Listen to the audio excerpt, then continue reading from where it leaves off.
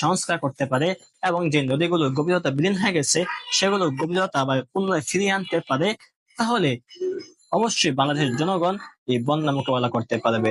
বাঁধের বিপরীতে বাঁধ, এই চিন্তা বাদ দিয়ে আমাদেরকে এখন চিন্তা করতে হবে একটি নদীমাতৃক দেশে কেন বন্যা হবে। যদি আমরা সেই চিন্তার মধ্যে ঢুকতে পারি তাহলে আমাদের সামনে ভেসে উঠবে আমাদের বাংলাদেশের নদীগুলোর অবস্থা। আর বাংলাদেশের নদীগুলো নিয়ে যদি আমরা কাজ করি তাহলেই আমাদের বন্যা মোকাবেলা করতে সক্ষম। তখন আমাদেরকে বাঁধের বিপরীতে বাঁধ দেওয়ার কোনো পরিকল্পনা দরকার হবে না।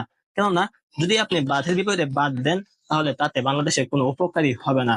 কারণ বাংলাদেশ হলো ভাটা দেশ, আর ভারত হলো উজান, আর উজান থেকে ভাটার দিকে পানির গতি বেশি হয়ে থাকে, আর তখন কোনো বাঁধই পানিকে আটকে রাখতে পারবে না। তাই পানি যাতে করে বাংলাদেশের মধ্যে স্থির থাকতে না পারে সেই ব্যবস্থা আমাদের করতে হবে। যদি আমরা সেই ব্যবস্থা করতে পারি তাহলে বাংলাদেশের জনগণ এই বন্যা থেকে পরিত্রাণ পাবে।